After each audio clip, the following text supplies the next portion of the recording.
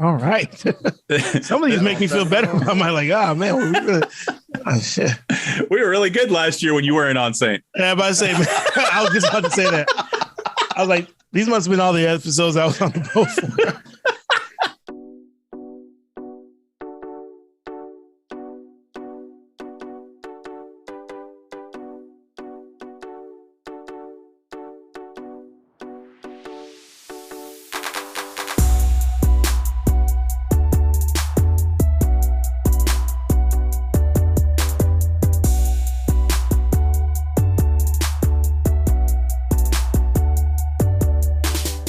Hi there, this is Amanda Brockett, a registered dance movement therapist, and you're listening to the Unusual Saints podcast.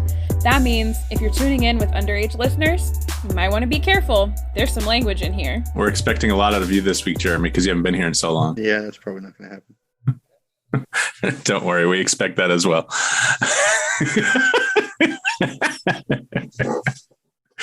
I love your face, your facial expressions say it all. Yeah, did you convey fuck you, asshole? Usually. Is that just to me? Usually. Welcome to a new episode of The Usual Saints, the last for 2021. So we'll do a little bit of a wrap up. We'll talk about some stuff. We'll go as long as we go, and then we'll come back next year with a brand new show. We have an interview lined up next week with voice actor Isabella Tugman. So I'm pretty excited about that. I always love when I can get someone to come on the show and talk shop with us. But let's see. Saint, you've been on for the past few weeks. We'll get to you in a second. Jeremy, what's been going on with you, man? You decided to come back. It's fucking working. What do you want me to do? I want you to make this a priority in your life like it should be. Fucker, Jesus Christ. Look at Saint shaking his head.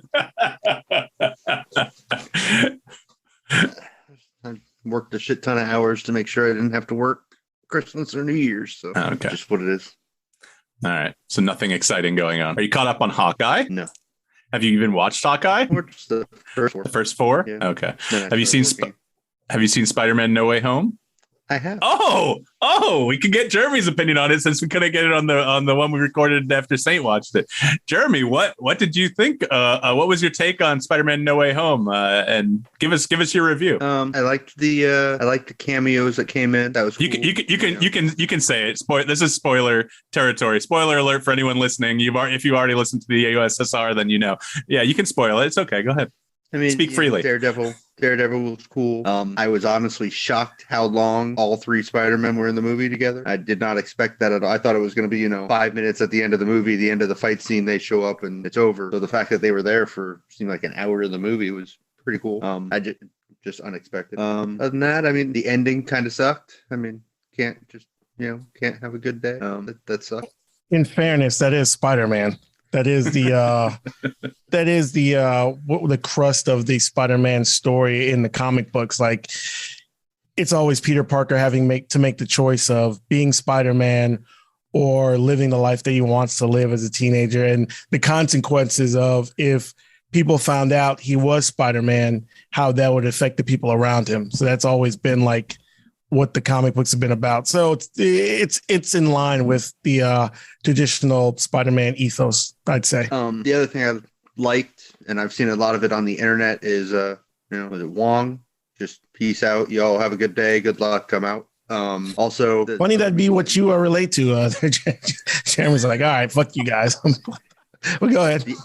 The other one was the meme that's been all over the internet the last couple of days with every other superhero when the world's about to end.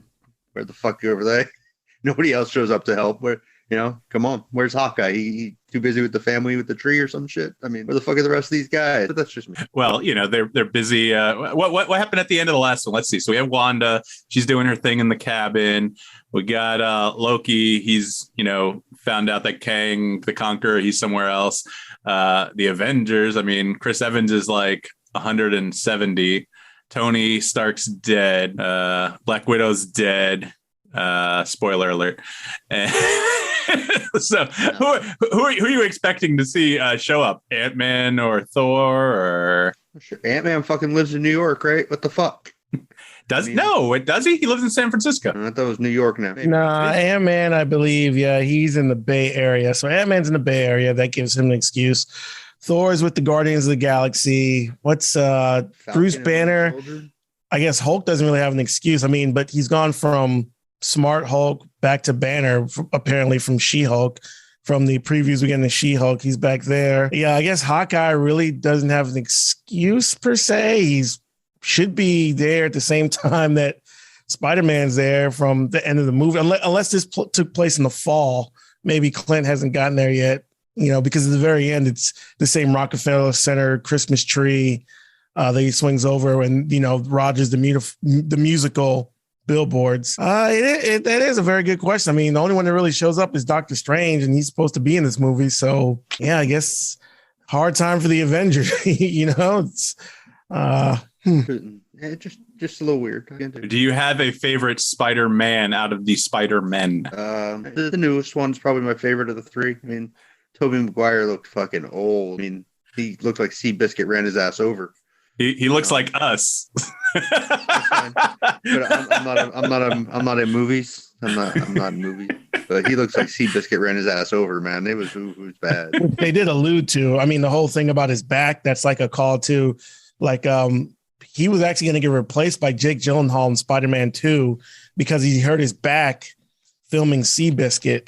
And so that was the allusion to, oh man, my back, it's killing me. It's like, yeah. And I guess, if I recall, they also made fun of that in Spider-Man 2, where he talks about landing on his back. There was a back reference joke in that also. But yeah, man, he's late 40s, almost in his 50s. And he's pretty much been out of the Hollywood limelight for this. But, with all the Spider-Man, basically his whole career can be summed up in, I made Spider-Man movies and Spider-Man money. Probably made over close to $200 million just off Spider-Man, which is, if you think about it, ridiculous. But I was trying to think what else. I mean, Seabiscuit, he kind of went away after Spider-Man. He's not been in a whole. Was he in Cider House Rules? Yeah, he was in Cider House Rules. Me and Saint, I think, talked about that at one point. I don't remember if it was Hawkeye or the Spider-Man. Or maybe it was on the main podcast. There was some controversy, right, with him and something about him like being a dick or something like that. And that kind of spoiled and soured his relationship in Hollywood. It was that movie you told me about, Molly's Game. Have you seen the movie Molly's Game, Jeremy? It's a movie about poker, but basically this, you wouldn't call her a madam, but she became the house. So she ran high stake poker games in Hollywood and New York. And when she started, she was in the Los Angeles area. First, she just started as a waitress, and she had a dick for a boss who was running these high stake games where people like Leonardo DiCaprio, Ben Affleck, Alex Rodriguez, big time sports and Hollywood athletes, they'd come and play in these high stake poker, underground poker games for hundreds of thousands of dollars. And Tobey Maguire was one of the guys. You can see it in the movie. It's played by who's the guy from Arrested Development? Will Arnett? No. The kid that plays Michael Bolton. Michael Bolton. Isn't that his name in Arrested Development? Isn't that his John Michael or something? Michael Cera is who you're talking about. Like Michael Cera, right? Yeah. What's his name? George Michael. Why did I say Michael Bolton? Yeah, his name's George Michael. But same thing. So he played, and actually he kind of was getting, because a lot of people didn't want to take that part in the Molly's Game movie because everyone in Hollywood knew who he was portraying, and he was portraying Tobey Maguire. I mean, the book, eventually she got arrested, went to jail, didn't go to prison, but, had a lot of shit. She got found guilty, but had a lot of shit because she run these underground poker rings and stuff. And she wrote a book about it, got sold. But there was a big brouhaha about who was going to play this character because everyone in Hollywood knew who it was and they didn't want to step on the toes of his agency and the people because, even though he wasn't, doing big time movies, he still was coming off that Spider-Man run. But yeah, supposedly, as it goes, he was a big time player in these underground poker games, and he was just a dick, and he was just treated her like shit, would abused the waitresses, just had a complete 180 image of his Peter Parker, Spider-Man image that he had, which understandably so his agency would want to protect. But, forced her to move from LA to New York to start some new games because he was like, basically, I've bankrolled you and I own you. And if you don't do what I say, well, I'm going to tell all these other players not to play with you. I mean, at the time, Tobey Maguire used to run with, Leo DiCaprio, that whole crew and whatnot. And so, yeah, it was a thing. And when that whole thing came out, he kind of saw the writing on the wall before the whole Me Too thing and kind of just slowly backed away. I mean, he made it more than enough money off his Spider-Man run. Just the amount of money they paid him for Spider-Man just to come back for part 3 and the residuals. I can't even imagine how much money he's made just sitting on his ass, just collecting checks over the years. And then he gets to come back and do Spider-Man No Way Home. He'll probably get a nice $10 million check out of this one. Life ain't been so bad, but yeah, that's the reason why we haven't really seen him. He's pretty much gone the opposite of the Leo route and just slowly backed away with his truckload of money. So, Jeremy, did you have a favorite villain performance or anything in the film? Anything that stood out to you? Any of the what are there 5 villains, right? Oh wait, but the Tree, the Sinister Six. The Tree was pretty good. I liked him. I did see that meme. They're like, "What are you talking about? There's no Sinister Six," and then they show the Tree because that was one in the cells too. I thought it was pretty funny. But go ahead, Jeremy. I probably liked Melina. I liked Doc Ock. Probably the most one-on-one screen time because he had that first kind of fight. And got had the most character development. I mean, obviously Green Goblin is just is what he is. He's the asshole and killed Aunt May. That was bullshit. Sorry, spoiler alert. I was supposed to say that first. No, you don't have to. Anyone who listens to this podcast should probably know that it's a spoiler alert. That spoiler alert covers the entire conversation about Spider-Man No Way Home. Yeah, I mean, and then the insurance guy, he's fucking annoying. Whatever the hell his name is. J. Jonah Jameson? Yeah, that guy, the insurance guy. You don't like J.K. Simmons? Nah, he's fine. Just that's probably the worst villain in the fucking movie is just making Spider-Man out to be the asshole all the time. That's always been his gig though, but it's just in the MCU they blew it up from what it was, from him just trying to sell newspapers and figure out who was taking these pictures and all this, Peter Parker and how he was getting the pictures. They blew it up to he's basically Alex Jones, selling the products at one point. I think he was selling like some muscle powder or whatever he was fucking selling in the movie. But yeah, what grade would you give it? With this is a little short review, just like we had on the USSR. But what would you give it? Just because I don't know. I guess I was a little disappointed in the climactic battle scene. Probably an A-. It seemed like that scene was a little. I don't know. Really, Sandman is just sitting there spinning around you for about 3 minutes, so you guys can have a nice conversation. It was a little, It was kind of like in Endgame when all the women line up in a line and just stand there for 10 seconds to pose. It's like, come on. That's just distracts from what you're doing all around the scene. Fucking have a 3-minute conversation in the middle of Sandman swirling around. But that was probably the only reason it's a little lower. But that's a good movie. Kid enjoyed it. So are we gonna address the fact that you're anti-women because you don't want them to have screen time, the same screen time as men? I'm fine with the screen time. They just didn't need. I mean, it was a little bit on the nose. I'm in complete agreement with Jeremy. I hated that. I was in the theater like rolling my eyes so hard. Like, come on. So. This is my first time going to a theater, and I went to a theater that you're familiar with, Mike. That's where we work together. Holy shit, is that place a piece of shit right now? Yeah, dude. It's run down. Not even that. Trash on the floor.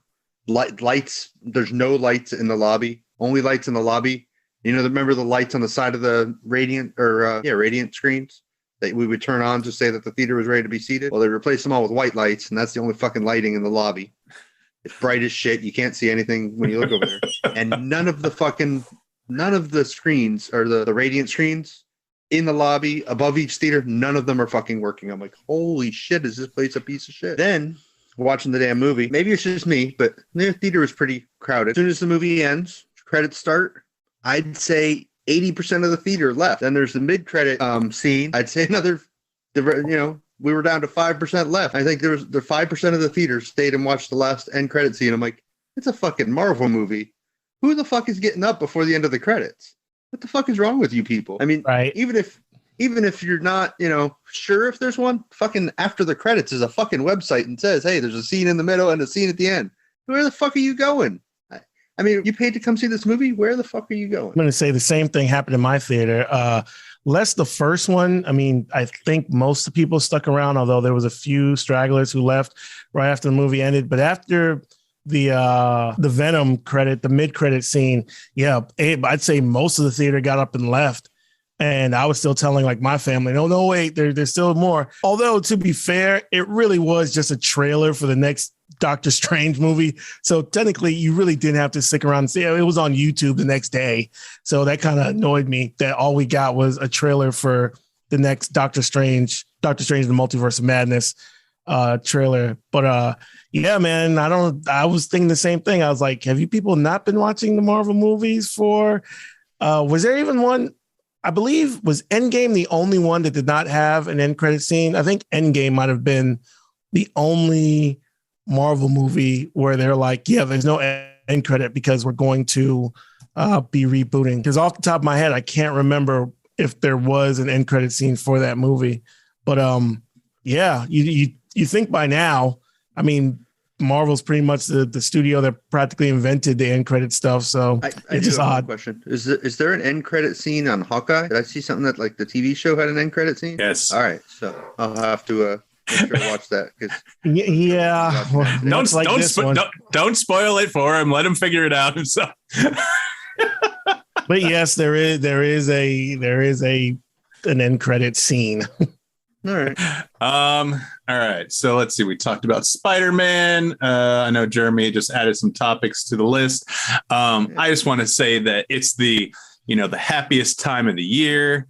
It is fantasy football playoffs, and guess who's in first place and is going to win this week, hopefully. And Jeremy's probably going to lose. So yeah, I'm excited. Hey, I'm projected to win by 3 points. What's his name? AJ Brown, man. He got 36 points on the other team that's playing you, man. I saw that already. You better hope for a miracle. One of his defensive tackles only got 2. Fuck, I got a player out already. God damn it. Saint, are you in? I know you're not in my league. Are you playing any fantasy? I know we may have talked about this earlier this year, but you in the money leagues? You're saying you're muted, Buck. You're still muted. Saint is not a professional. I am a professional. I've got over 15 cents in the USSR account right now. But no, I would have joined your league to, you guys had those individual defensive player, that nonsense. And it's just too much to keep track of. I'm actually glad because I would have, with this COVID infected season, I've just been pulling my hair out, but nah. And then also I'm also the type I refuse to do those snake auctions. I only want to be in a league that has the auction type leagues. I can't do the snake drafts anymore. So it's for the best. I've never done an auction type. Say again. Be interesting. I've never done an auction type draft. Trust me, you do an auction type, you will never ever want to go back to the snake draft because auction. I mean, yes, it takes more because, and I guess. Now you can do it over Zoom, although it's not as fun, but you get most of the people, like I said, I think twice. No, I've done it 4 times and twice there were someone who was there via, I think back then it was Skype. I don't think it was Zoom back then, but they did it over Skype. So we had one person virtual, but then everyone's in the room and you just call out a name, whoever is up first calls out a name and you'll be like, okay, you'll say Aaron Rodgers or, what's the guy from Kansas City? He'll probably go for a lot. Patrick Mahomes for $1. Somebody go 2, 3, 4. And then, you have $200 and, you can decide how you spend your money. And it's just, I think it's just a more fair way. Like if you really want somebody, and then you always have the idiot who's like, it's my quarterback for my team, so I'm gonna break the bank because I have to get Ben Roethlisberger because I have to have the Steelers quarterback. And there's always some asshole. I've literally been in leagues where somebody paid like almost $70 for Ben Roethlisberger, and I know the other guy was just kept bidding with him just so the guy would keep spending his money because he knew the guy wanted that quarterback. So there's a lot of there's some poker in it too. There's a lot of bluffing because some guys are just bidding on guys just to either keep them away from people or to raise the price. So I think it's a much more fun time. And it's to me it's way it's a much fairer way to do it than the snake draft. But to each his sounds own. interesting, but seems like it need to be a limited number of people. Mike's league has 30 positions and 16 players, so that would be tough to do an auction for that. I mean, how do you again? do it? It's like, is fantasy football becoming like another job? It's like, what are we talking about here? Like, my goodness. Thanks to Mike, I'm now projected to win by 7 points because I replaced that cornerback. But thanks. I mean, how many rounds do you go with the auction type? I mean, do you fill your entire roster auction wise, or how does that? I mean, seems like it would take forever. Wait a minute. Say that again. How many? What? Like, it seems like, I don't know. What do you guys like? 10 players on the team, 12 players per team, or yeah? Usually, and I played in 2 different leagues. Usually, they have the standard quarterback, running back, 2 wide receiver, or no, it's 1 quarterback, 2 wide receivers, 2 running backs, a tight end, and then an open position, which is running back, tight end, wide receiver. You have a team defense, and then just a couple of reserves. You keep the number of players. I think one position was like running back, wide receiver, tight end. Then there was quarterback, running back, wide receiver, tight end, and then team defense and special teams gets rolled into team defense too. But you keep it short and simple, and that way trades are easy to tell. People get on the wire. It's easy. It's just simple. It's just get in, get out. But to me, like I said, it's much more fun. It's like the draft is half the fun. The draft isn't like a play. Like all 4 times I played, it was like a big, like people were getting together in a party house with a bunch of beer and pizza, and you all sit there, and the draft lasts a lot. It's like a 3-4 hour draft, but it's just fun when it's like, especially if you have somebody who you kind of want to get that kind of like a sleeper, and you're kind of like hoping no one says it, but people, it's a lot of mind games that go into it. So I think I prefer that because, the draft comes first and then, playing regular fantasy. But your guys' stuff just seems like, man, you need an Excel spreadsheet just to keep track of all the bullshit. Jesus. It's not that bad. It seems like yours needs to be like a closer group of people and a smaller group of people to be able to do right. It. Otherwise, if you had 16 people playing, that's going to take fucking forever.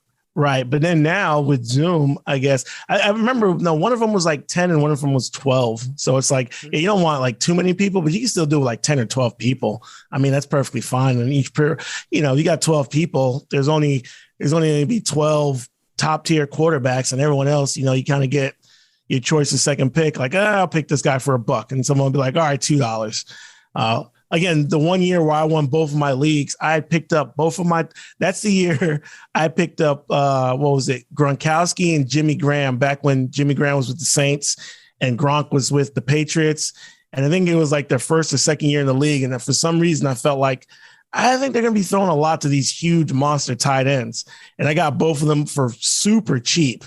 I mean, that was back then when people wouldn't even buy, I'd say this is still like 13, 14 or something like that, where, running back still dominated, but I bought them. I was able to get 2 tight ends super cheap. That's how you win that league. Those leagues, like, you tend to try to save your money and, try to balance it out by finding, value in some sleepers, as opposed to the snake draft where you just have to sit and wait and hope nobody jumps in front of you while you wait for your turn. Yeah, I think that's part of the charm of it. That's what I like, but I don't know. Whatever. I like not knowing who I'm going to get until my turn comes around. But that's me. By the way, fuck you for staying first place. I fucking had Derrick Henry, man. I'm still fucking in the playoffs. Still got a chance to win, even with him going out. There was a stat. Wasn't it? Was it last? I think it was last week. I think it's surpassed now, but there was a stat last week that Derrick Henry was still leading all running backs in touchdowns, and he hadn't played since October. The stat was like, I think last week, before this last week, Derrick Henry was still leading the league and still leading all running backs in touchdowns, and he hadn't played since October. So it was, if you had Derrick Henry in your fantasy, you kind of got screwed this season, but 'tis the fantasy football. He's, I think it must've been a while ago, because he has 10 on the season rushing touchdowns. Someone named Jonathan Taylor from Indianapolis, he has 17. James Conner has 14. Joe Mixon has 12. What about total? I don't know. I don't know if it was just rushing or it was some crazy stat. I know it wasn't this before this last weekend, but I think the very beginning of December, it was something where he still had some kind of, he was still leading the lead in some statistic, and he hadn't played since October. But anyway, I would say maybe yards after contact or something would make sense, but possibly. Do you guys watch Good Morning Football or whatever that show is? I've heard it's really good, but no, I don't. I don't know if it. I was going to check it out, see if it's a podcast, but I'm probably just not. But I heard it's really good, though. I think it's on the NFL Network. It was just on when I was at lunch today, and there's this cute host on it. I didn't know if you guys knew who it was because I have no idea who it was. You're so predictable. What was that? Jeremy said, "What's his name?" More Jeremy with his homophobic humor, man. Cancel culture, man. You're going down. No, it's not homophobic. It's you take it to be homophobic by being offended when I say it. That is the homophobic part because you're upset that you might be called gay. Are we talking about Colleen Wolfe or the other one? I don't know, man. She's cute. She's she seems short. I don't know. White girl. I don't know. I tried Googling, but I couldn't figure it out. I didn't know if you guys knew because you guys are more into sports than me. You know, I don't have NFL Network. There's a Kay Adams and there's a Colleen Wolfe. I don't know which. Yeah, I don't know either. Was it blonde or brunette? Brunette. Okay, so probably it's Kay Adams. Okay. So Kay Adams, she's the cute one. Good Morning Football. I always wondered if people are people ever interested in like people's fantasy talk? So I was like, people care about their fantasy teams, but they don't give a shit about anybody else's. Like, I care about my fantasy team. I don't give a shit about your shit. Like, oh. All right, let's take a quick break. We'll come back and we'll talk about death and Mike's Chad moment of the week and whatever else we talk about. And hopefully it won't crash this time. You're listening to The Usual Saints. We'll be right back.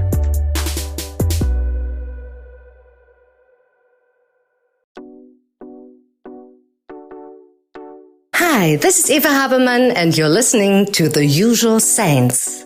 You know, next week when we have this interview, I'm going to be over in the West Coast. So Saint's going to have to take the lead on. Yeah, I'm going to be gone for a month. Saint's going to have to take the lead on recording and editing and stuff. They put you up in a hotel or what?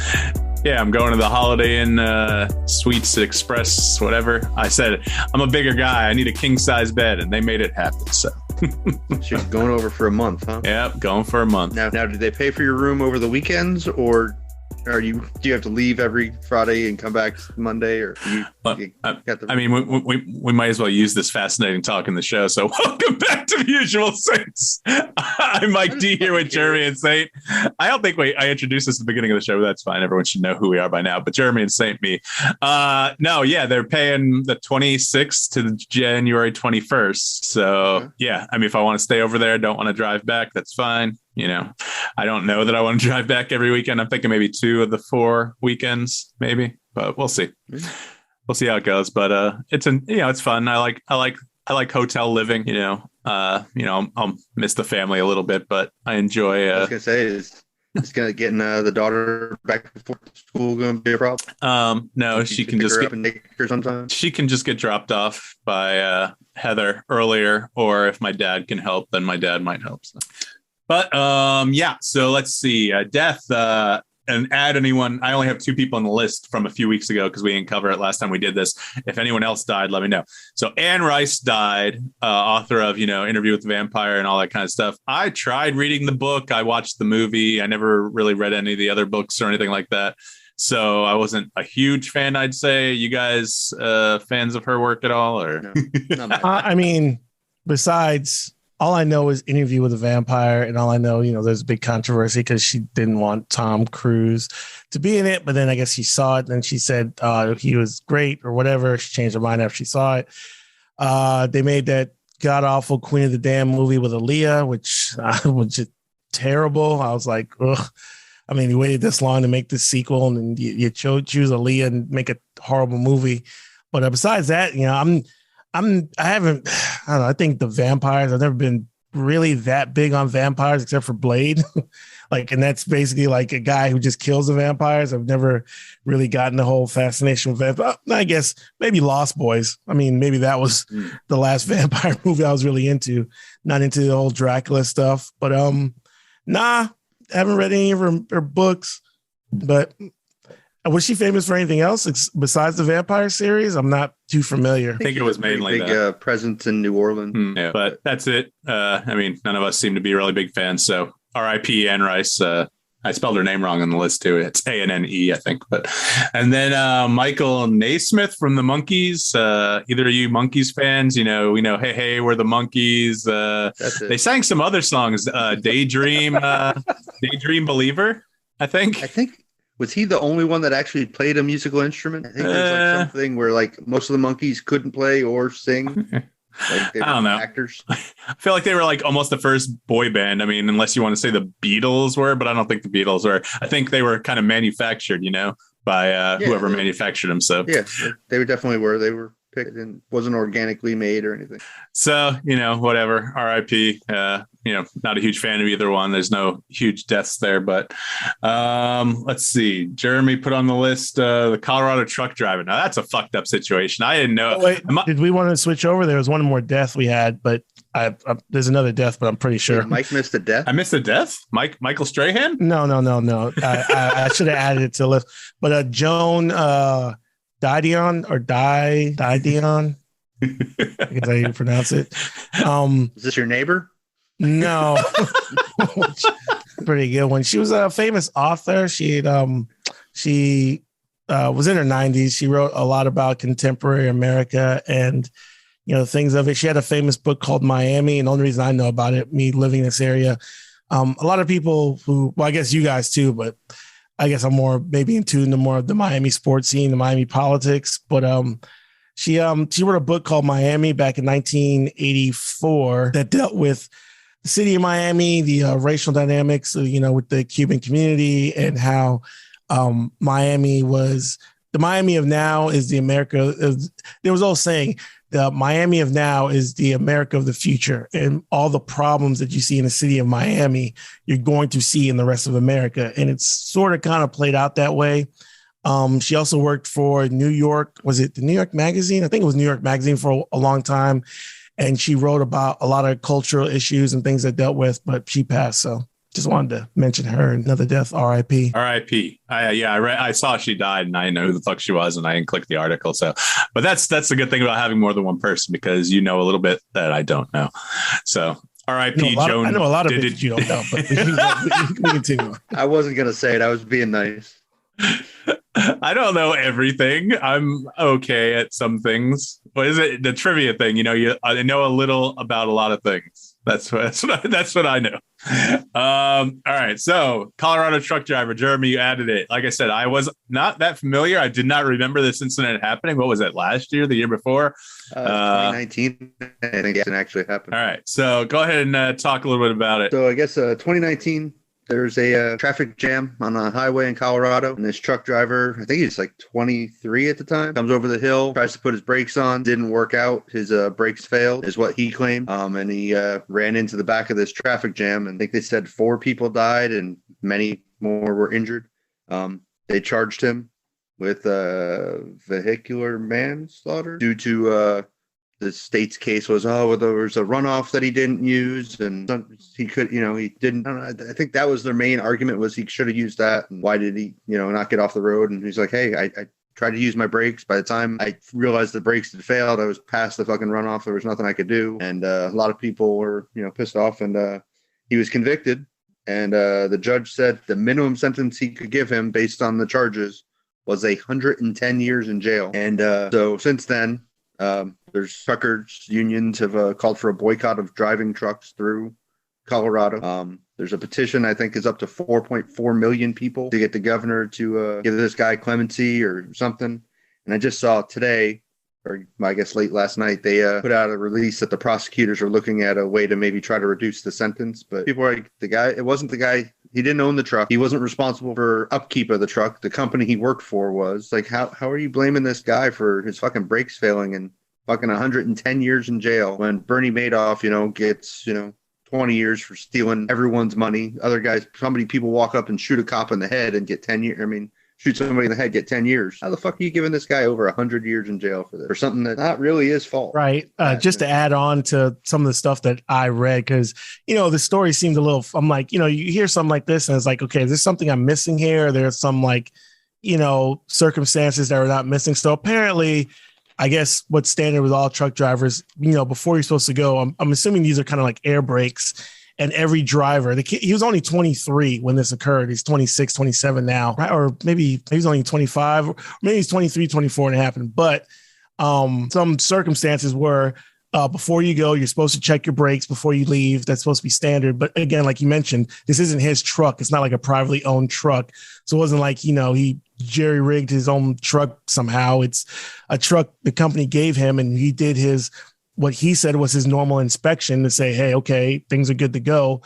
Also, I guess, like you said, the thing this case kind of hinged on was there's supposed to be a way where if your truck's going, he's supposed to be trained to veer his truck out of the way if the brakes don't work. But, to me, like you're saying, that's a lot of assumption, assuming, and you're in an emergency, crisis or a situation like that, you don't know, someone might panic, they might freak out. And if your truck's not working, he'd just be slamming on the brakes, trying to get his brakes to work. Another thing that to take an effect, the way that Colorado, and this has to do with our legal system and our judicial system, how it works all over the country. But Colorado has readjusted their laws to make it so like the judge had to give his sentences. They couldn't run concurrently. They had to be stacked one after another. So that's how come him getting the charges ended up being 110 years to where he got convicted. Like you're saying, I'm not saying maybe there is some responsibility that should go on, but there has to be some kind of prosecutorial discretion to be like, hey, let's look at this situation. Even if you want to bring some kind of charges, you can't say this guy woke up. He wasn't, there was no evidence of drugs. He wasn't drunk. It was like in the middle of the day. It wasn't like he was over, had been on the road for 12 hours or something negligent like that.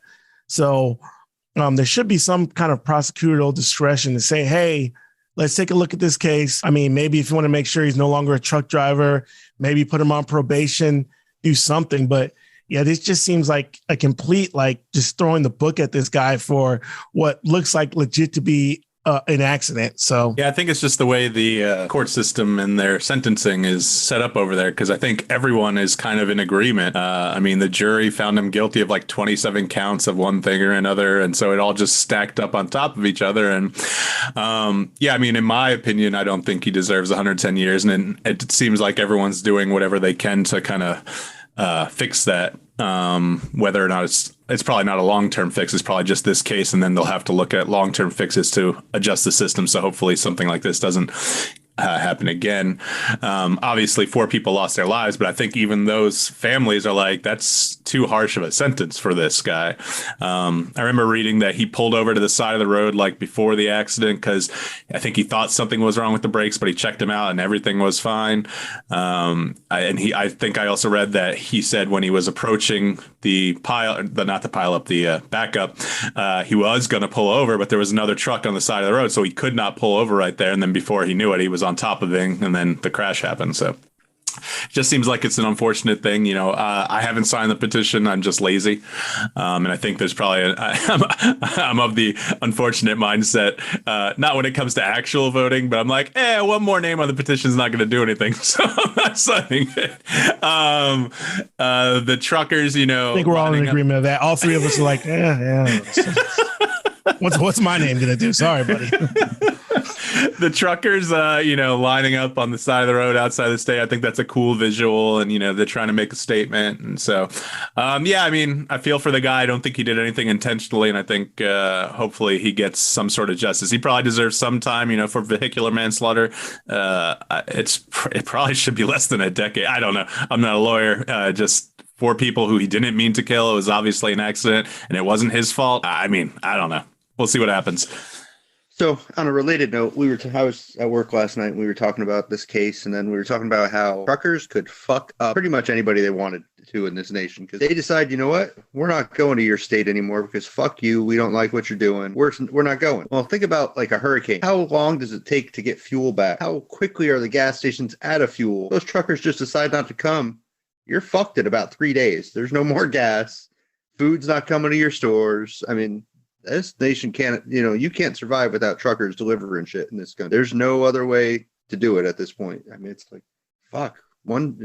the Teamsters decide they're not coming to Florida or Colorado anymore, that's going to put a serious hurt on your economy. And actually, I kind of like the idea of people using your power.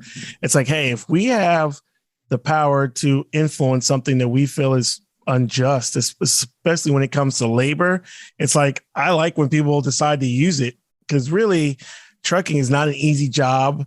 And, there's a big shortage of truckers right now. And if they feel like, hey man, this is some bullshit, it's kind of encouraging that people are actually using their economic, power to initiate change. Like, could you imagine a state like Florida, if there was no truck, like where we're situated, the state would be fucked, completely fucked, all the way from Miami to Tampa to Palm Beach and all that. So I think it's a good thing, but hopefully, people come to their senses. And this guy, again, if it's your responsibility to make sure your brakes work, and if you didn't, follow all the procedures, I'm not saying he shouldn't get any time or anything like that, but it just seems massively excessive for what boils down to being an accident. I think Hawaii is probably okay without truckers, but that's probably they're not. That's probably the only state. You think not? I mean, gas. I get it. Gas is the thing. You still got to get the products from the port to the store. Mm-hmm. Yep. You need a truck. You're not doing that in a Honda Civic. It's not happening. You need a fucking truck. And Elon doesn't have the driverless ones yet, so you're out of luck. That guy. I'm sure he'll be like, I'm sure he'll step on and be like, I'll solve the trucking problem. Just have the federal government give me billions of dollars, and I'll just take all the credit. It's like, shut up. So you kind of went into my other topic, which was unions and strikes and whatnot. I think this past week, the fastest growing subreddit on Reddit, which I'm sure you guys know what Reddit is, was anti-work. Just in the past month or two, John Deere, Kellogg's, both have had to settle strikes with their workers in the workers' favor for the most part. Amazon is having walkouts daily at different sites, both because of the tornadoes and just because of the working conditions. And I think I saw something today that Apple employees were planning on walking out of their stores today on Christmas Eve in a protest of their working conditions and not being underpaid and whatnot. And I don't remember there being such a upwelling of kind of union support and just workers saying, hey, fuck you guys, we deserve better. It's the first time I've really seen to this extent. Usually you got one company here or there, but it seems like I know the internet got behind the Kellogg's workers because Kellogg's decided, all right, you guys want to strike? We'll hire other people to do your jobs. And I know there was a online push to submit as many applications as they could to Kellogg's just to jam up their system so they couldn't actually get through to people who actually wanted jobs. They were just fucking. Just get those K-pop girls on your side. If you can get those K-pop girls, they will jam the shit out of anything. They literally have nothing better to do. Those like Korean K-pop fans, they will get on. If you get them on your side, they'll fuck up someone's servers for sure. But yeah, go ahead. Sorry. No, that's just the first time I've, kind of seen to this level workers standing up for themselves and people supporting them. Like I know, people were fuck Kellogg's. I'll go buy, I'll go buy Post cereal because fuck Kellogg's first time I've just really seen it working in our time. Right. I mean, if we look back, I don't know how much history you guys like, but, or are into, but, I think the middle class in this country were at its best when unions were the strongest. I mean, the reason we have a 40-hour work week, the reason why most people get the weekends off, child labor laws, all that kind of things because of unions. And my personal opinion is there should be a balance. There has to be a balance between, the corporations and their workers. And it seems like for us, we're all children of, late 70s, early 80s. That's when, our time frame we were born. And through the 80s and 90s, we were sold this bill of goods where a lot of people like, oh, I'm not pro-union. Only thing that unions do is encourage the worst of workers, which is true. I mean, you can always look at anything, point out the worst aspects of it and use that as a negative. But it's shown for a fact that jobs that have unions, you get better work, you get better workers, you get better pay for your workers. Workers tend to have better retention and tend to stay on the job more because they have benefits. They have a better, just a better quality of life. And I think what's happened now, especially in, the last few years, the internet age. I mean, when you see Elon Musk and Jeff Bezos just going back and forth on who's the richest man now, $200 billion, just an astronomical amount of money for a small amount of people to own. And this isn't like me. I tell people all the time, you shouldn't be against anyone becoming rich. But when you look at something, you'd be like, and again, you shouldn't tell someone to do with their money, but you can't tell me Amazon workers are getting trapped in their warehouse with tornadoes, have to pee in bottles in order to, make sure they're on time to get whatever they need to, work in the factory or whatnot. And people like that are barely making above minimum wage, but yet the people and the executives at the top have an astronomical amount of money. It's not just 1 or 2 billion. You're talking about one man having $200 billion. Literally could not, if he tried to spend all his money, is that what he did in all his time? You would have to buy the most ridiculous luxury items in order to do it. If he lived a normal life, there is no way he could spend all that money. It'd be impossible. But yet you have hundreds of thousands of your workers who are barely making, over minimum wage. And eventually, I mean, if you read all the things about, how nations fall and dystopia, eventually, if your workers get treated like shit and they're not, benefiting, if they're not being able to rise themselves up from their status with their jobs, eventually you're going to have people eventually saying, yeah, fuck that shit. I mean, I think and I think what the pandemic has done, I think it's just supercharged everything. I mean, me and Mike, we've talked about on the USSR how the pandemic has kind of just supercharged people rather staying at home than going to see movies like West Side Story, The Duel, and all that. It's like, I think the pandemic has given people an opportunity sitting at their homes to really evaluate, what things really matter. And, I'm going to work for these people and they're making huge amounts of money at the top. And it's not, there's no such thing as trickle down economics. It doesn't make it work its way down to the workers. So it doesn't really surprise me that much. I mean, I feel that this is the way we're going to keep going, especially if the people at the top, people lost their jobs, all this, production that's lost, these restaurants, but yet the richest people have gotten only richer during a worldwide pandemic. I concur with your statement. No.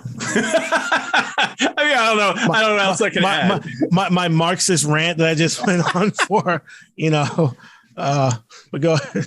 No, I mean, I've never been a part of a union. If I was a teacher, I would have been, because I was a teacher for a month back in the day. But yeah, I know, right? I've had so many jobs. But every company seems to be anti-union. But yeah, I mean, I think I've said this before on the podcast.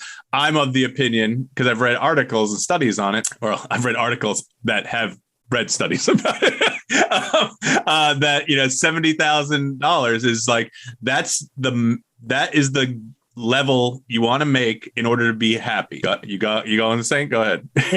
It was at 1.75, but yes, as we've gone on, and of course inflation and everything, so now they anticipate it's about between $85,000 and $90,000. Like, that's how much you can make, and everything above that is just incremental. Like, once you hit 80, 90,000, the amount of happiness that money's really going to take, it's just more convenience that you're going to have. But now it's about 85 to 90,000. So, I mean, I'm of the personal opinion that if I only want to make as much as I need to be happy and to take care of my needs. It's like you said, it just makes things easier if you have more, but $200 billion? Like, come on, bro.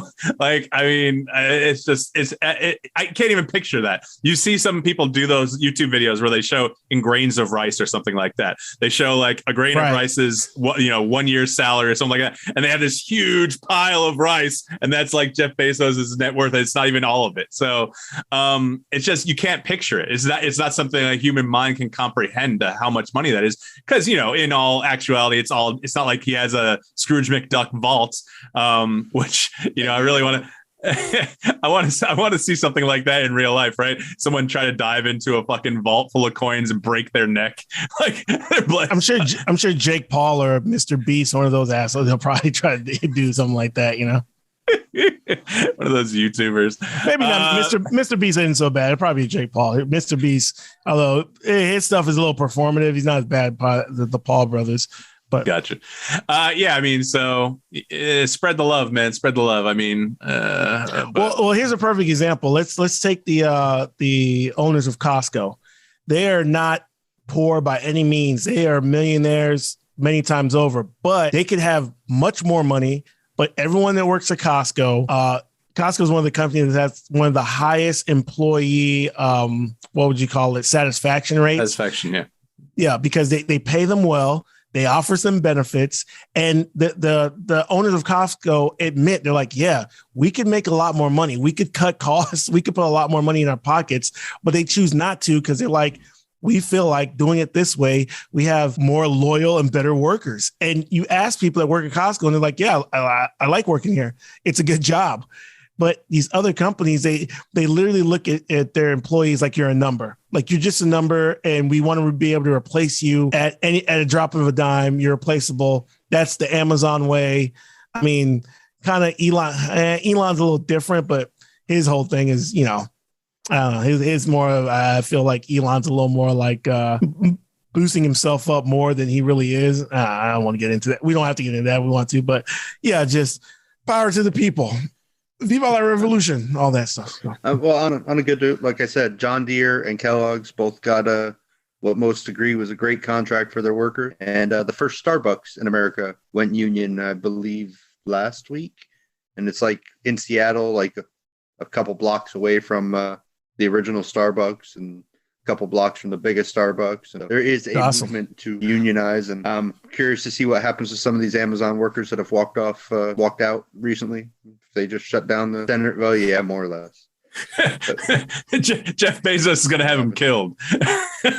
he doesn't need to go on the dark web. He doesn't need to go on the dark web to hire a hitman.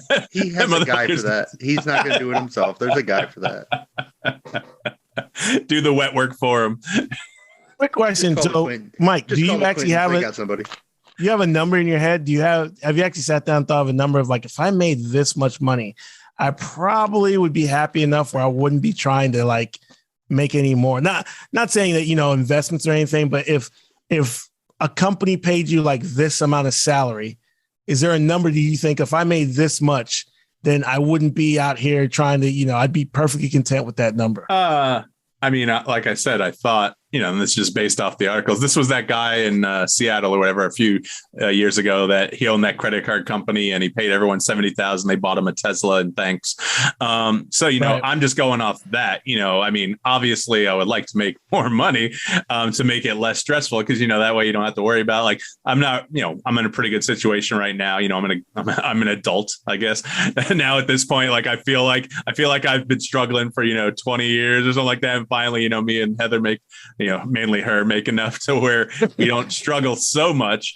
So I like, because I deal with a lot of families where they are struggling. And that's not a knock against them. It's just life. And so I feel like that they need to be in a better position, and whether that's the government helping them or companies that they will work for, paying them a living wage. I mean, because think about it. I think the federal minimum wage is still $7.25 an hour. Yeah. That is, what is that, $20-something thousand a year? I mean, it went up this year or last year, I think. Didn't it start going up to 9 or something already? I don't know. I don't know if it's over 8 yet. It might be 8 something. It might be 8 something. We'll Google that. Well, go ahead. 725 according to CNBC. Is there any state? Is there any state that's below that? At that below? Maybe Mississippi. Mississippi and Alabama probably are still at that. You can't be less than the federal, right? Well, yeah, I'm saying, but I think they're right at the federal, because most states are above that. I know this because I lived in Washington State, an hour north of Seattle. Seattle has the highest, Washington has the highest. And they also require, even if you work for tips, that you get paid the minimum wage.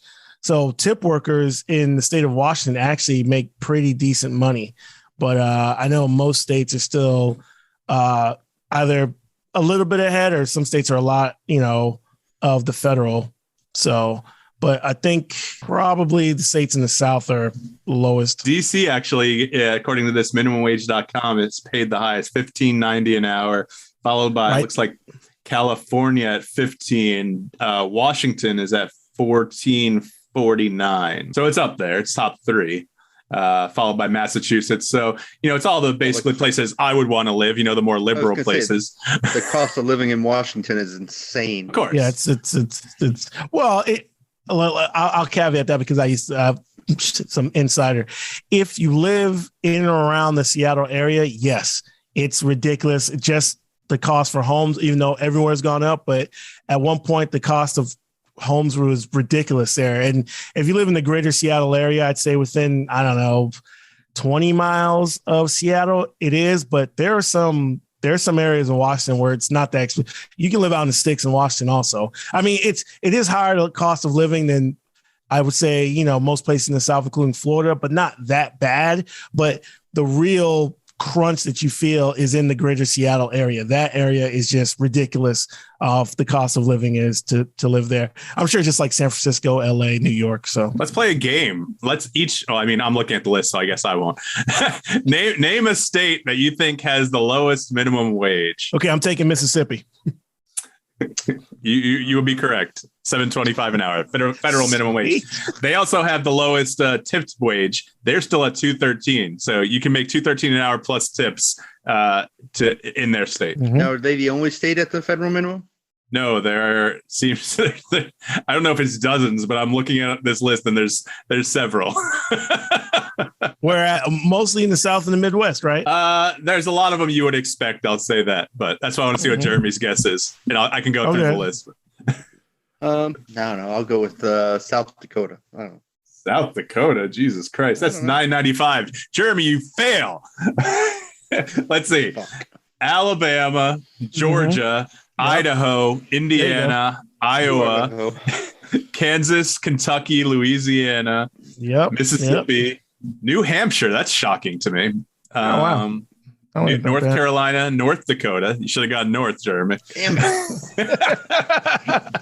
Oklahoma, Pennsylvania. See these ones. I know Pennsylvania's purple, it goes back and forth, red and blue, but $7.25 an hour in where the steel workers are, and with Philadelphia. I know, but it's crazy. You've always heard what the thing about Pennsylvania, right?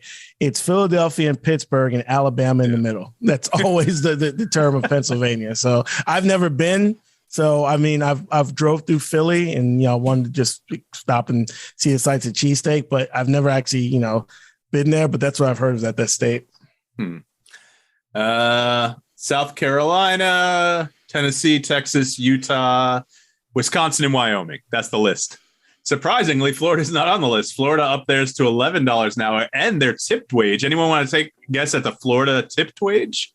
$4.25. Sainte? I know before was low, but am I going to go high or low? $4.25. I'll say, I think these were referendums. No, I'll say $5. So $4.25, Jeremy, I think he said that because that was the minimum wage when me and him started working, I think. Right, Jeremy? Started at $4.15, but I was... Okay. No, according to this minimumwage.com, $7.98 in Florida now for the tipped wage. That's pretty good, For Florida, I'm shocked to see that. All right, so let's wrap up this B block. We'll come back to a short C block. You've been listening to Usual Saints. We'll be right back.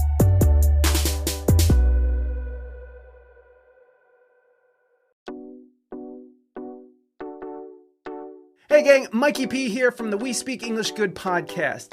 Go check out my friends at the Usual Saints podcast. You won't regret it. Now let them hear it, Nature Boy.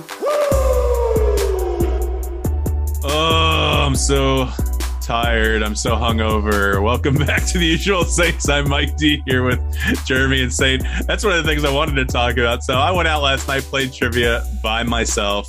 Whatever. I won a round. He only gives one round per team, which is annoying. I don't really love going to trivia there, but do you just leave after you win then? I should, right? But you know me, I'm too competitive. He does give it twice sometimes. If you're the only team that wins every question. I mean, the tiebreaker is circling a number, so whatever. It's all right. I usually have people that I play with there. That's why I went. It was at 8:00 and they texted me at 8:04 saying they were sick. I'm like, whatever. So I had, 4 or 5 sours when I was at Kilted Mermaid. And then I left and went to Walking Tree to meet up with a coworker, had one more sour. And man, I don't know. I know I'm 41, but I'm just dragging today. And I did forget to eat dinner. So I ate a large McDonald's French fry on the way home. I should have had that beforehand to absorb everything while I was drinking. But yeah, man, like my head is just like today. You guys, I mean, Jeremy, I don't know if you drink much anymore, but you guys getting hungover? Didn't mean yesterday. I mean, in general, like if you drink enough to get intoxicated or really buzzed and you get hang out, do you find yourself getting hungover a lot more than when you were 20s? It's been a long time since I've gotten drunk. But I learned quickly in college that, all right, no matter what, fucking drink some water before you go to bed. As soon as you wake up, hydrate.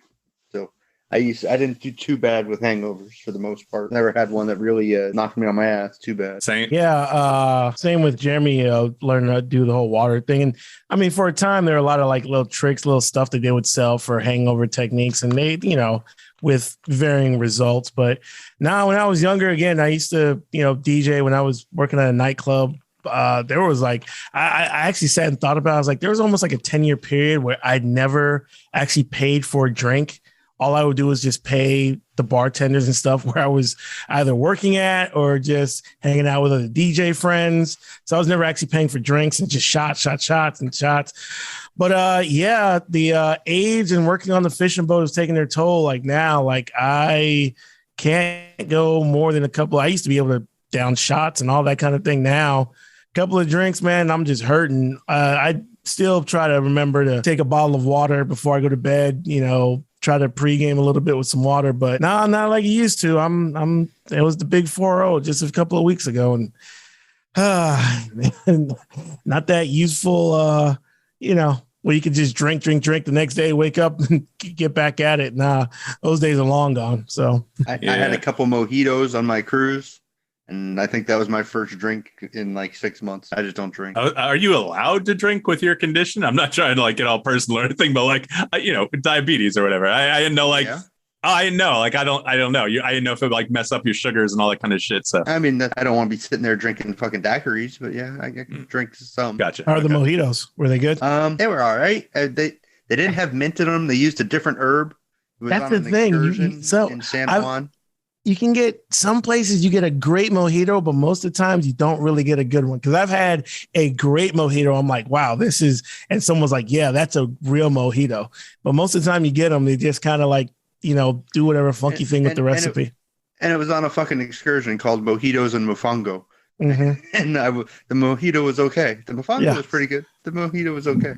Yeah, what the fuck is mofongo? It's it can be pretty much anything, but the one we had was yuca with like a chicken and tomato stew. You just sit there and fucking use a mortar and pestle to crush up the yuca. That's what we were using, and then you pour the stew in it with the spices and shit.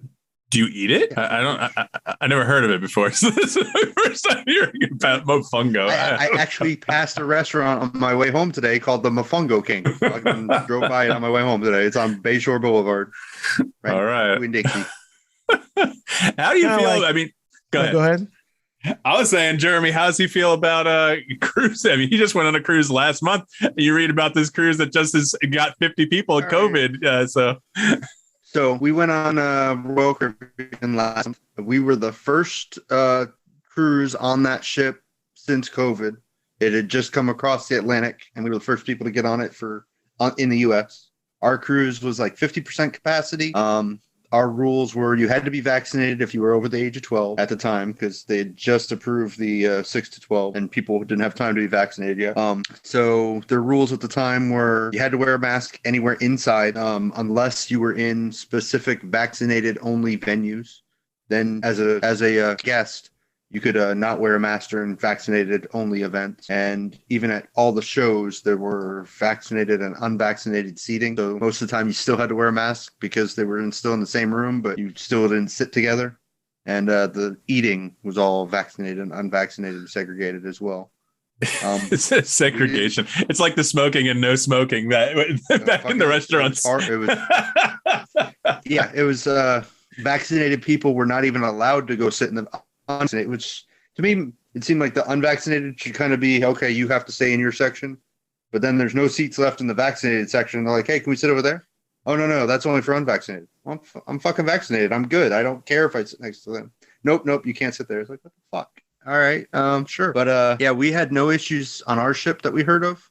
To get off the ship, you had to, if you were unvaccinated, like with a kid, you had to be on a official excursion to get off the ship in any of the ports we stopped at. At least that was Royal's rule. I don't know if that was the local rule or by the local governments or not. And we had to have our vaccinating card to get on the ship. We had to have a negative COVID antigen test within 2 days of getting on the ship. You could do it through Royal Caribbean, where like they sent you the kit and you fucking did it over Zoom in front of some person so they can watch you do it and do the test.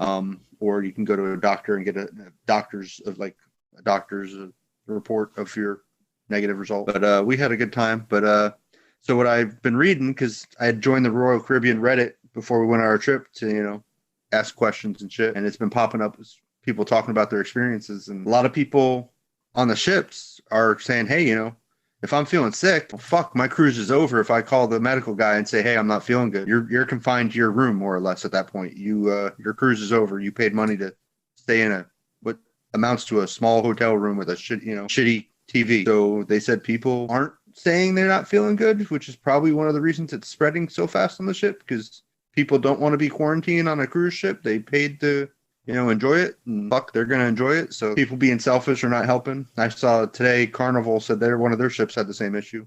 There's having issues with a bunch of people being sick. I fully expect it to get shut down again here. Royal stopped taking new bookings for January as of yesterday. So I kind of expect it all to stop again, which sucks. What a time to be alive, man. What a time to be alive. We played trivia like 15 times on our cruise, so let me know when you want to go on one. I could use some help.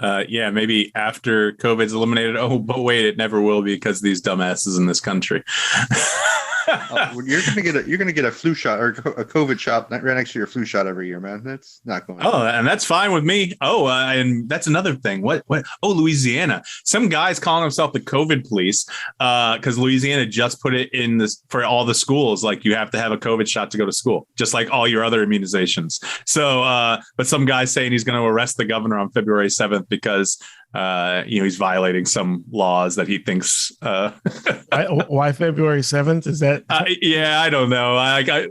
It was some crazy fuck. He calls himself the COVID police. He's February 7th. I guess he's giving himself time to do it legally and all this kind of stuff. He's a citizen patrol or whatever the fuck you want to call him. So, speaking of COVID, I don't know if you guys saw the news in the last couple of days. Pfizer and one other company have gotten pre-approval or whatever from the FDA for a COVID pill. Right. Which, if I remember correctly, the reason that the vaccine was able to get emergency approval was because there was no other treatment. And now if there's a pill, I don't know if some of those vaccines will no longer be, once the pill is approved, if the vaccines will no longer have their emergency authorization to be used anymore. The Pfizer's, not all of them are FDA approved yet. Yeah, but Pfizer is, isn't it? I think Pfizer's fully FDA approved. Pfizer and Moderna are both FDA approved. Speaking of COVID, I mean, I have some sad news. I don't know if you guys saw on Instagram, Leaping Liz, that great interview from last year, cosplayer over in Hawaii and all that kind of stuff. She's hit pretty hard with COVID right now.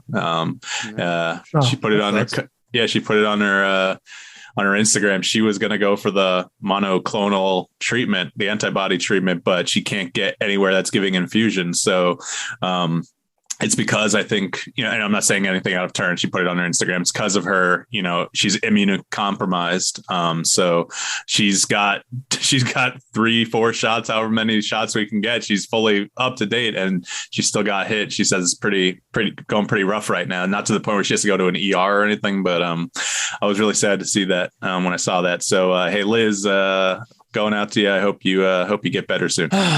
And let's see. From there, we can go into Mike's Chad moment of the week or Craig moment of the week, depending on which one of you I want to ask, whatever. No, Chad's, but that's my fault. We shouldn't have brought in the Craig part. But Chad's much better. We'll keep it as Chad. What you got, Mike? Home Depot. I think I talked to Sainte about this, and he said he wanted me to go into it, right? All right. So I have my sliding doors on my front door, impact resistant, installed by Home Depot in September 2020. It was a whole fucking fiasco. They didn't finish until January. I didn't pay for them fully until January by the time they fixed everything that was fucked up. It's the first time I've ever had any installation done by them. It's probably the last time. So in March, I called them because I'm like, listen, these screen doors on the sliders are just not they're not functioning properly. And so they sent some guy out. He comes out. He's like, oh yeah, whoever installed these, they messed it up. It's not supposed to be working like this. I did my best to fix it for you. I'm like, okay, whatever. He's like, hey, call me if you have any other issues, because they're just going to send me out anyway. So in June, I text him and I'm like, hey man, the paint on the front door, when they put in the front door, they put it so it would scrape against the frame because they installed the frame or the door like crooked. So it got fixed, but in the meantime, like the paint was scraped off one point, and I'm like, we paid, I don't know, $10,000. I don't know how much the fucking impact door was. I don't know how much it was, but we paid a good amount of money for it. So I'm like, hey, we want to get this fixed. It should be fixed. He's like, okay, no problem. I don't hear back from the guy until October. So I text him like, hey, dude, by the way, now the screen door lock in the dining room is not functioning properly. It's a flimsy piece of plastic and metal, and it's just not functioning properly.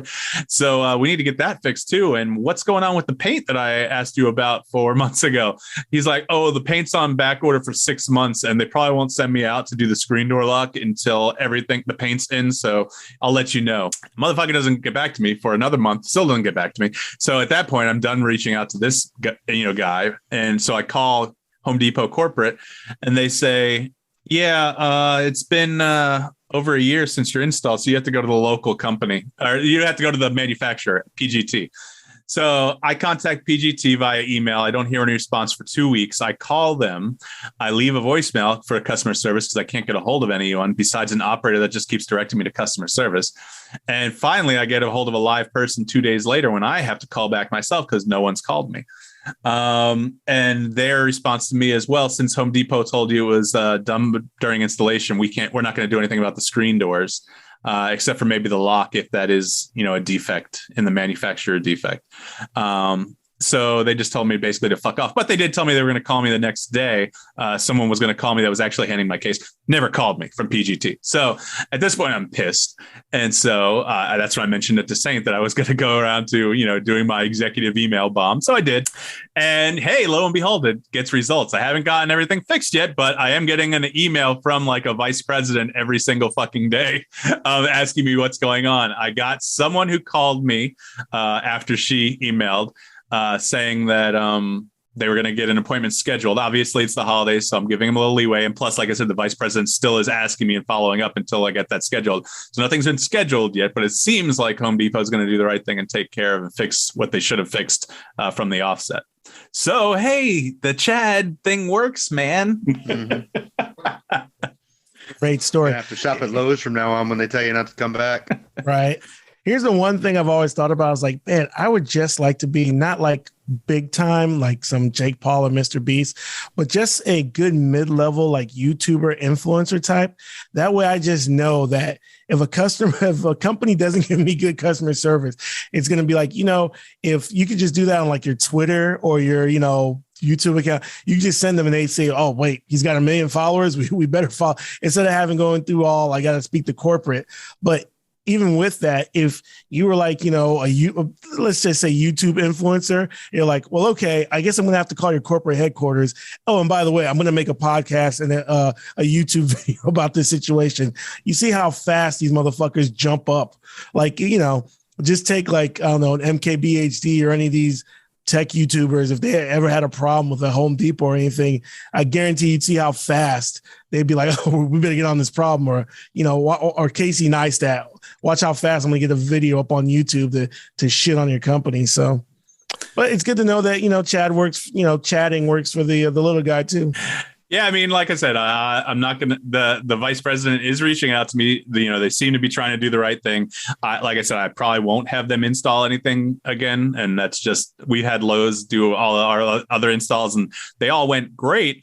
The only reason we didn't use Lowe's is because when they came out we were replacing French doors with sliders, and the guy who had either done the renovations on the house, it wasn't the original thing. He had put these French doors in, which I guess weren't permitted correctly or whatnot. So the guy from Lowe's comes out and he's like, yeah, we can't do that. You see that drop there? You can't have a 6-inch drop like that. Home Depot comes out and be like, we can do it. I don't give a fuck.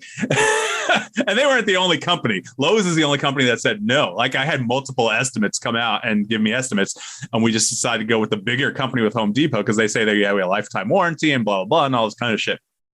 So, yeah, I mean, it's probably, unless we change our minds, it's probably the last time we go to Home Depot. But that 4-month install thing it was over in a few days, but just getting everything to the right place where it should have been after the first few days of getting installed.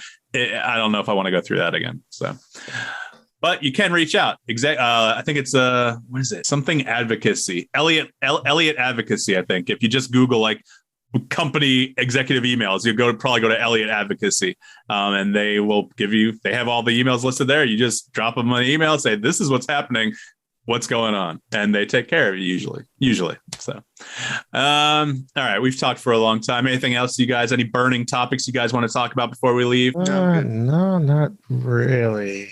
All right. Is anything? Just hope everyone's having a good holiday season. If your 2021 wasn't great, hope your 2022 is going to be better. Hopefully we make this podcast better. We make, our social media presence better, all those type of things. And just hoping for 2020 to be better than 2021. Get well, Vinny. What is that? Sure. I'm assuming he's sick. That's why he's not here, right? Oh. Vinny, I don't know. Vinny was posting a painting on Facebook the other day. I wish him well. Like I said, I wish him no ill will, and he's welcome back at any time. But I don't know. I still don't understand. I do. Like if he came back, I'd let him come back. I have no problem with that. He's one of the original crew, man. I would never turn him away. I just don't fully understand why he left, but that's fine. I mean, he left his job too. I don't know if I guess it's past a midlife crisis, but You mean the busing job or a different job? No, he left the TV job. Remember? He never got the bus job. Yeah, he never got the bus job because he because of COVID and everything. But then we were like, he's like, I was going to be around all these snot-nosed little kids. We're like, yeah, but you're going to do that anyway. But, whatever. I think he's kind of waiting on things. I think it was a health thing, too, like you said. I listened to one of the old podcasts, and he said, like, one of the health physical things or something he had to do or whatever. I don't know. But I do want to wish everyone happy holidays. By the time this comes out, Christmas will be over. It'll be Boxing Day. When's Kwanzaa? Is that the 26th? Too, yeah. So hey, happy. I don't know. Why do we have the black guy on the podcast if he's not going to know when Kwanzaa is? Why are you looking at me? What the hell? Let's see. Happy Kwanzaa, Happy New Year's, because this is going to be the last one before New Year's too. And thanks for listening to The Usual Saints. Go to our website, theusualsaints.com. Follow us on social media at The Usual Saints. Email us, theusualsaints@gmail.com. It's all on the website. Go to the website. Rate us and review us. Rate us 5 stars. Oh, should we do that real quick for the end of the year? Should we do that the first show? I mean, there's like 7 of them. None of them are new, but there's a few. Sure. Sure. I mean, that should only take about 5 minutes. Yeah, you stick around, Jeremy. Let's reward some of the people giving us 5-star reviews with a little shout out. And that's our policy now. Whatever you put, if you give us 5 stars, we'll read it. So. Good, bad, indifferent. All right, so let's see. The latest one was in April, so we haven't had any in a while, but that's fine. So we have a Random Gamers Corner, which is a podcast, saying, looking forward to more episodes. I've listened to 1 episode so far, but I can already tell I'm going to enjoy the podcast with how I was already laughing or be interested in what you guys have to say. Can't wait to hear what other topics you all will cover on. Have a nice day. I wonder if they've listened since. Yeah, my guess is they didn't listen to 1 episode. But anyway, moving on. Then I got David M. Wine. I think he's another podcaster, but I'm not 100%. Not your usual podcast. See what he did there? Usual. There you go, David. Hey, at least it was personalized. The last one is just the template he puts on every one. This is fun. I like this. I mean, more people need to do 5-star reviews so we can read them. We need to I think from now on, when we start doing our social media, I'm going to really just blast out, hey, give us a 5-star review. I was like, listen for 5 minutes, give us a 5 and just put whatever you want and we will read them and we will say your name, like leave your name and whatever. And we will definitely read your 5-star review.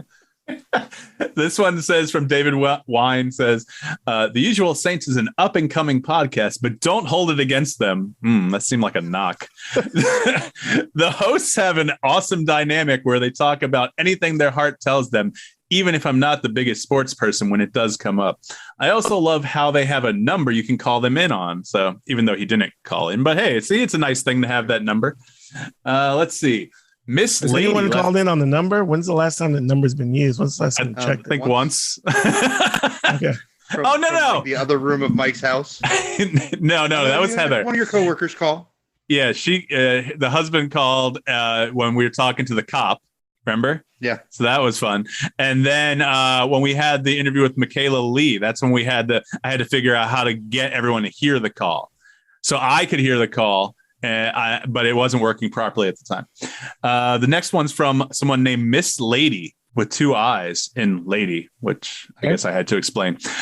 Great new podcast to listen to. Great podcast. Love the conversations you guys have. See, short, sweet, to the point. This one, I mean, I don't know this guy, but I mean, he gave us 5 stars. The title is 5 stars. It says it's from someone named Mr. Sainte. It says, great new podcast. Subscribe and listen. Who's that asshole? I have no idea. Speaking of people I don't know, here's one from someone named Heather D 102578. It says, funny stuff, very funny and entertaining. Love your stuff about random topics. Wouldn't it be funny if like all of them were from people? It was all from us and family members. Like even get hit tonight, right? Here's one from someone named HFHFJFNRBFJ. The title is Gabe. Don't know what that means. Love the timely aspect of this podcast. I came for the pop culture updates. I stayed for the hosts. We're very charming. There you go. That must have been ours. This one's from someone named Pound Bellark or hashtag Bellark. I say pound. Look at that. Love the pod. Okay, wow. I love how real and hilarious these guys get, whether it's pop culture or more serious topics. From what I have heard on the episode I have listened to, they are fun to listen to while taking a drive, working around the house, or just simply sitting and listening. Well, there you go. Wow. All right. Some of these make me feel better. I'm like, man, we were really good last year when you weren't on Saint. Yeah, but I was just about to say that. I was like, these must have been all the episodes I was on the boat for. Let's see. Big Brain Hour says, easy listen, great chemistry. These guys are really easy to listen to. The chemistry between the hosts is instant and natural. They have a way of taking the usual and making it interesting and relaxing to listen to. Definitely give these guys a listen. All right. Just out of curiosity, how many 1-star reviews do we have? I was just about to say. We don't have any. We have that one 2-star. Yeah, so we have 15 ratings. Our total is 4.8 out of 5. And so if you look at the podcast under 4, 3, and 1, there's a slight bit of purple, but I think that's just there. I don't think that means it's a rating. Gotcha. Then under 2-star, we have, it looks like 1 rating, but they didn't leave a comment. They just rated us. Oh, okay. So, okay. Damn, those comments would be more fun for me, right? Yeah, right. The Real Toady says, definitely a fun time. Sometimes things can be chaotic. Sometimes things can be chaotic when you have 4 people on a podcast, but these guys handle it perfectly. They kept the conversation engaging, and I loved the episode topics. Subscribed with a check mark. Are you Thank really, you. though? Are you really, Toady? How many subscriptions do you have? Can you see? No. I mean, I can. We can see the amount of downloads, right? Or are we still like? I don't know how accurate Anchor is because they're owned by Spotify and Anchor, Yeah, it's only, you kind of only get the analytics that you get from the, I think they use the Spotify, and I think they still use the Apple, whatever the Apple is. But if people are getting us from other places, like, I don't know if we're on Stitcher or any of those other places, I think it's kind of hard for them to figure those out. But I mean, still it gives you a general gist of how we're doing, Right. 2 more. Let's see. Millennial Marriage Podcast says, whoop, am I good? You guys hear me okay? Okay, sorry. I was hearing some weirdness in my headphones. Sorry about that. Millennial Marriage Podcast says, great chemistry. Great hosts, great chemistry. Always keeps me coming back for more. 5 out of 5. Are you still listening, Millennial Marriage Podcast? I hope so. Give them a listen if you guys want to hear it. I'm not sure if I ever listened to them. You sure? Have you listened to them yet? You sure you want to say give them a listen? Yeah, give them a listen. Why not? I encourage anyone to listen to any of my podcasts, even if it sucks. You leave a 5-star review with your comments. MJM Blues 248 says, another diamond in a river of rocks. Just subscribed when I listed, I think he meant listened. Just subscribed when I listened to their latest episode with Elephant Boy from the Howard Stern Show. The show progresses nicely and has interesting guests on it. A must listen. MJM Micro Break Podcast. Oh, yeah, that's the guy on Twitter. Yeah, I think he does like really short podcasts, like less than 5 minutes, like it says in his name. And so is that the British guy? No, it's a different guy. I never heard back from the British guy. I would like to have him as a guest on the guest host or whatever. I forgot about Elephant Boy. Yeah, he actually listened. He actually knew something about one of our episodes. That might be the only specific one. I know, right? It was like, okay, there you go. Can't believe Can Mom didn't bring in the people. So that's a rundown of the 5-star ratings. If you guys leave 5 stars, we'll read them every episode if we remember to, and if not, we'll just do a rundown like we just did. I mean, that was 15 or so reviews in well, short amount. You leave a 1-star and it's funny. We'll read those too, right? No. We need to get the 5-star out there so it helps reach people. That's the Apple algorithm, right? Even if you think we're the shittiest, you ever leave 5 stars, and we'll let people know, okay, how you feel about it. But it has to be 5 stars. Real quick, Mike, if you could see, let's for a year wrap up. What was our most popular show by? Whatever, I guess, Anchor Analytics or Anchor downloads. What's been our most popular podcast? I mean, that's far and above. I mean, I know which one it is without even looking, but I'll double check. I'm sure it's the Zeb Wells episode. Zeb Wells, or I was going to say, is it Leaping Lizard or? No, Zeb Wells has 115 plays. The last Blockbuster episode, which had no guests on it, and we had the top 3 celebrity crushes, that has 92. Mikey P episode, people were searching for the damn movie. Yeah, probably. Mikey P had 91. Michaela Lee had 76. So, it's usually when we had the guests in spring, we were hitting our stride, man. We were getting like 70, 80, 90 an episode. And then, it just started falling off. Like, I think when we took when we headed into the summer, we were getting a little lower. We went from like 70s, 60s. Elephant Boy only has 32 plays according to Anchor. I don't see how that's right, but whatever. And then we get to the latest ones, and let's see where. The Mike Richards, our season finale, had 51 listens, so that was season 2 finale. These latest episodes though, go ahead. Ones with people who might have a following of their own do better. Yeah. And, I try to put what we're talking about so that way people might, when people Google topics or look for something on a podcast, it might come up. But the latest ones don't seem to have as many listens. So without going into the specifics. Right. I mean, we had the last one. I mean, our last guest was the cosplay. We had her on, even though she had sounded just I guess she was saying at her parents' place. So there was a little delay in her sound, but I think her sound was fine in the podcast. Obviously, if you're watching on YouTube, it might not be as entertaining, but I do a quick edit on the podcast. I literally don't touch anything except for if I need to bleep something out, which has happened twice maybe. And then I just take out the silences, which sometimes I feel like I should leave in, but I do cut them out just to make it feel a little more fast paced. If you leave us 5 stars, again, listen to us wherever you find us, usualsaints.com. It is on, I think, every podcast platform I can get it on. Google Podcasts, Stitcher, Deezer, everything I could get it on, I put it on. And you'll find us next week. We'll put out another episode. We have Isabella Tugman, the voice actor. I don't think Jeremy's going to be there for that interview, unfortunately, but we'll put that out. I think Sainte will be editing that episode. So Sainte, you're going to have your hands full. You got to figure out how to do that. Edit or just a post? I just need to get make sure I get all the login info for the. I assume I know what it is, but I'll just catch up with you, just make sure I have everything. And a lot of that stuff, I hate it because they need the 2-step authorization. I think it still goes to your phone, so we'll just have to figure that out. Oh yeah, we'll figure it out. The posting's not so bad. It's the editing thing. You just got to put the music in. You know what you're doing because you do the USSR, but you got to. I think everything's up on the Google Drive. You got the bumpers, the music, and everything else. But it's just different. So. But when you put together the podcast, do you do them separate, like the intro and Anchor? You know how Anchor, if you load like one audio file, it stays in there, it stays in like your library or whatnot. So oh no, yeah, I edited it all in Adobe, and then I upload 3 separate tracks, A, B, and C, and I put our music intro in. I do that all in Adobe. You can do it however you want as long as it sounds good. I don't care. But the bumpers, you got to figure out how to put the bumpers in over the music. See, that's the thing. I put like the IDs in. I do the cold open, the music, the bumper, which plays over the music, and then we come into our show. So gotcha. I don't know. You'll figure it out. Yep. Talking shop, but that's all right. All right. So I want to thank everyone for listening for 2021. Next year, 2022. See, so 2020 as well.